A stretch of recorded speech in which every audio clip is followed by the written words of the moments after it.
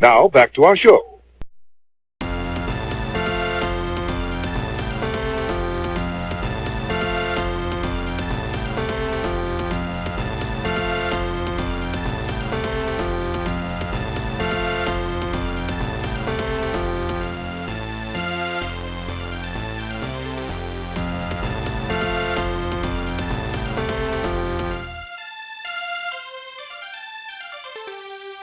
What's going on, everybody? Welcome back to Nerds of UVM. I'm your host, David. I'm joined by my friend Luke. Yo, what's up, guys? And I'm joined by my friend Bob. Hello. For those of you who don't know, we are a roundtable talk show at UVM where we talk about all things nerdy, toys, video games, comic books, whatever. Now, I know you guys like to point out that we've never talked about toys before.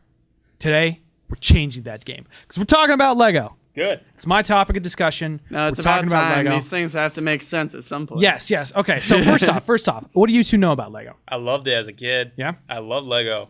So Still do. I'm so jealous of all the stuff that comes out now. yeah, for real. I didn't get a lot of like based Lego sets. I was a big Star Wars fan. So I got like a lot of Lego Star Wars sets. I actually have, for those of you who watched Homecoming, the Death Star that the kid drops. I got that for my 10th birthday. Nice. That was a big one.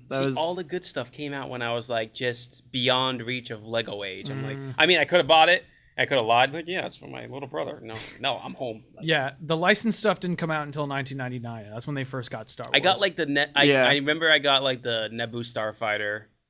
And like the early Star Wars that was sets still had like yellow people. Like that was before they had like they went for skin tones actually. Yeah. Lego has definitely evolved within the last decade for sure. Maybe in the last 2 decades, probably a better way to say it.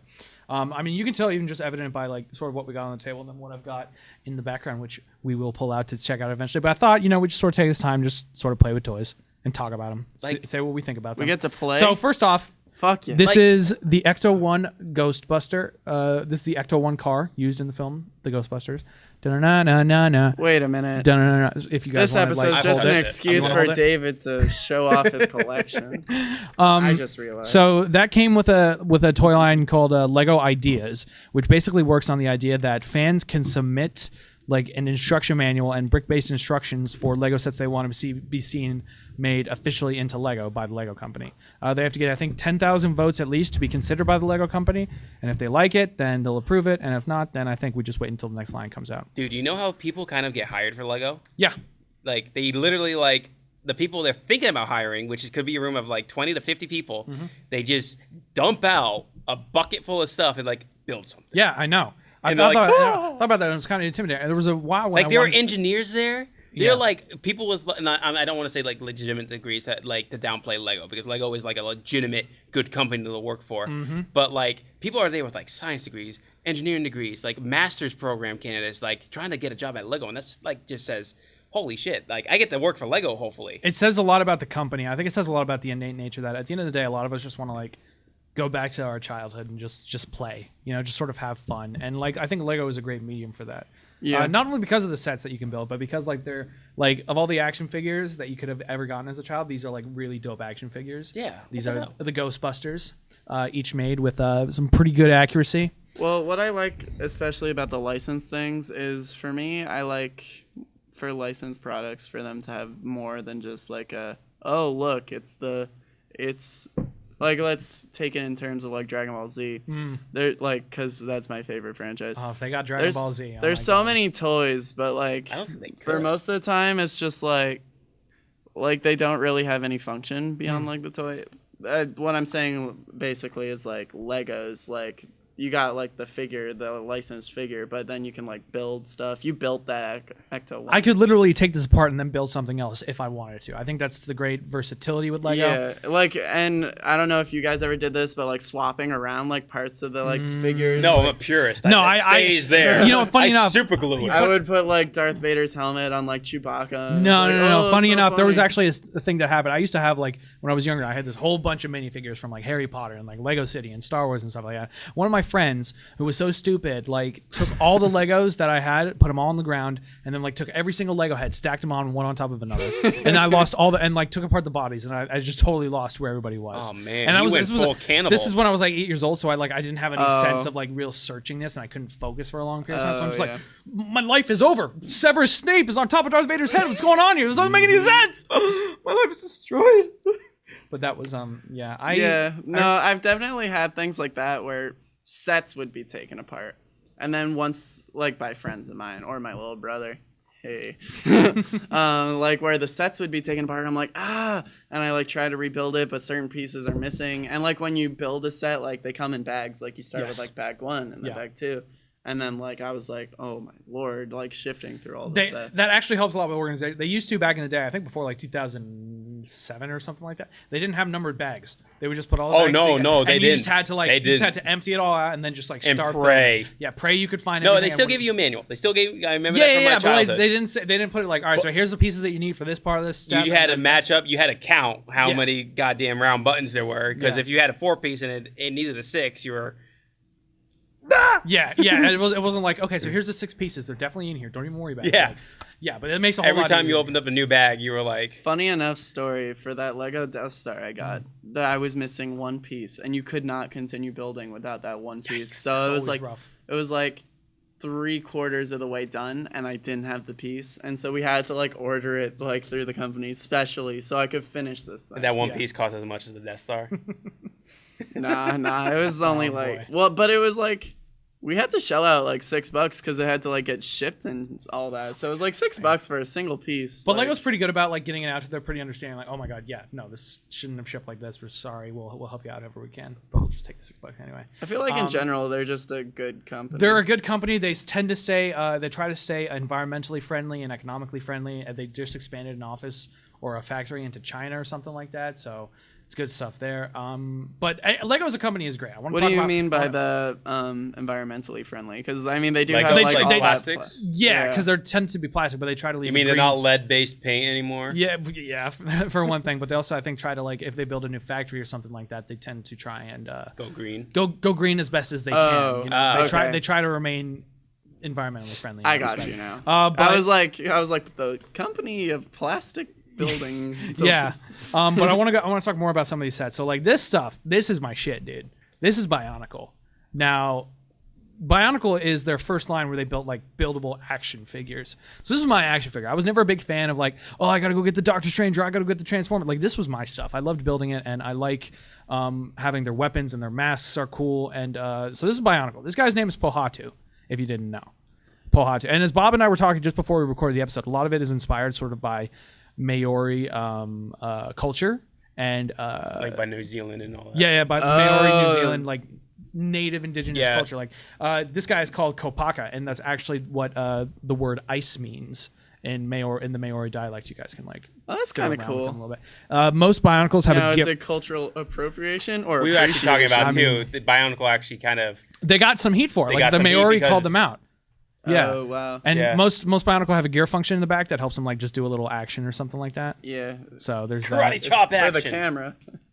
You're pointing the wrong way, but yeah, there you go. Well, I was showing first the like thing on the back. So yeah, I mean, feel free to fiddle around with it if you him. want to. Like, I mean, that's just kind of why I brought him here. Get a hands-on impression for for how kind of cool and diverse they are. I like Bionicle. And that's a female Bionicle too, if you didn't know. Oh my god. Yeah. Inclusiveness. I had Bionicle as well, I've owned a total of 2 Bionicles, each of which I got for one of my birthdays. I think my 10th birthday. I got a lot of shit on my 10th birthday. I'm mixing birthdays up. He's a little stricter because like both of his arms move simultaneously. Like I don't want to break them. No, it's because the hammer is up against. It's because the hammer is up, but even then, that arm is like weird. That gear function does not work for that guy. So. But yeah. Anyway, what I was gonna say about Bionicle was like, I had one.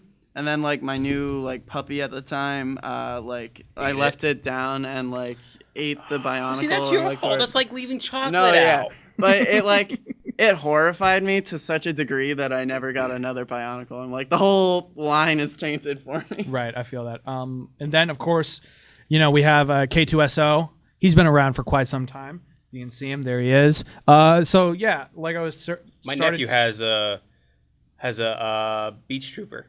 Short Trooper, yeah, those are dope. Those are dope. Yeah, so Lego has taken this buildable cool. figure idea and they started expanding it to other licenses. Not a huge fan of that, especially when it comes to like the human characters, because like you see their faces, it's like, oh, it's clearly like a face model. You can take that Plus if you they want look to. weird. In the Plus they look weird, but K2SO is like that aesthetically works like because he's that correct. looks like he's literally like that in the movie. Yeah, and Hunched over, you just tall, lanky bot. yeah. They've taken it to other. That's one where you got to like fiddle it side to side. I see. You're not supposed to. Whatever. I don't care. I don't Play with it as you want. Lego. That's what it means. Play well. They also took it, I think, with other franchise. Like there was a Ben 10 time when they did it. They did it for Marvel Superheroes at one time. They also did it for I feel like an Iron Legends Man of one Chima. these They would did be an cool. Iron Man one at that time. It didn't look great. Personally, Nah. I didn't think it looked great. That's Captain too- America. Well, and the some Hulk didn't can look great. like. Like, this can lends obviously itself work to it, because it though. literally is what K2SO looks like in Rogue One. You get Iron Man. It's a good concept, but I don't like the human figure. I mean, the Beast Trooper works because it has a mask. Yeah, and it has sort of armor. looks somewhat. It has robotic armor, in a like the sense, Darth, yeah. and same with Darth Vader. I have and a stuff like Darth that. But if Vader like it's a straight Jin or anybody else that's human, it doesn't work. Yeah, because these pieces aren't like naturally human. A lot of it is like based on like very very Lego, very like archetypal design in a way. You know, like actually, General Grievous is another great buildable figure. Oh, that would work. There's a General Perfect. Grievous buildable figure. Yeah, I've that would actually work been keeping perfect. my eye on him because he's like kind of like big, but he's very much like K2SO. Now we're running a little over time, but I want to just take the time to show off some Get other it. stuff. Get it. All right, I'm gonna get up. All right. So this is the ATST. I don't know if you can hear me. ATST. Go ahead. Take that. ATST. Look what they More can do. like They can pull a freaking exorcist. STD. There's also Do you have Ewoks behind you? there's Screw also them. Lua here. So I don't know if like anybody wants to have fun with the green screen when they're editing. Nope. You don't have fun with the green screen, Lou? God. Fuck the green screen. Oh my God. And then there's Right this- now, it should look like a red brick wall. Oh jeez. And then there's this Anakin's pod racer, which it has this handle thing, so it makes it easy to play around with. And you would think, wow, okay, so how is this going to stand up? You can't stand it up properly. But wait, Lego makes a stand. You just slide it in, and it can pose really well. Do either of you want to take this? I'm good. All right. I enjoy Lego very much. It brings me back and then there's like this Gun sub.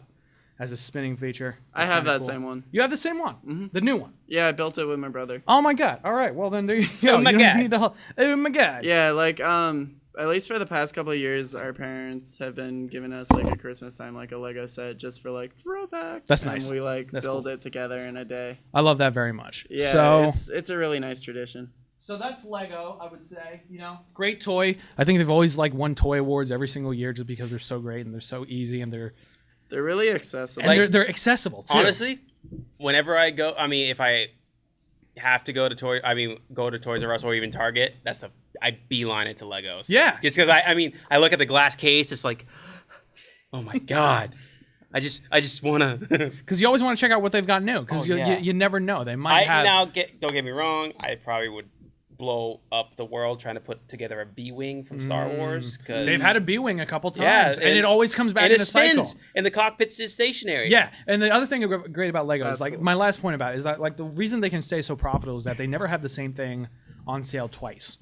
Even if they have like the same kind of thing, like a Y-wing, for example, Oh, okay. they'll always renovate it and update it to a certain degree. So you're never getting the Well, same. they might have a product regular twice. Y-wing, but then they'll go to Poe's Y-wing, the black. Well, X-wing. even then, like they'll just call it like a a Y-wing starfighter or something like that, but they'll have made adjustments over the previous model that they had. Oh. So like architectural adjustments. Oh, okay. And Yeah. that's Oh, yeah, like- because they've done that with the Millennium Falcon They've like done it 3 with times. the Falcon a couple times. They do it with the X-wing all the time. Like, and that's the great thing about Lego. It's just like it's always innovating on itself. And because the toys only stay around for like a year or so, it's either you get that one or you wait till the next one that comes around. So that's also cool. Yeah, it's like the same way like phones are updated, like technology and shit. Like they're updating their toys and making it like a newer, better model. Yeah.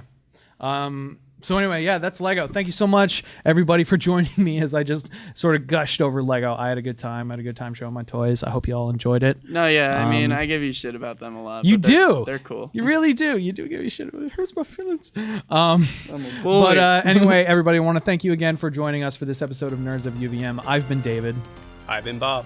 I don't know. and this has been Nerds of UVM. We want to thank you again for joining us. Until next time, live long and prosper. Stepping on Legos suck. Yeah.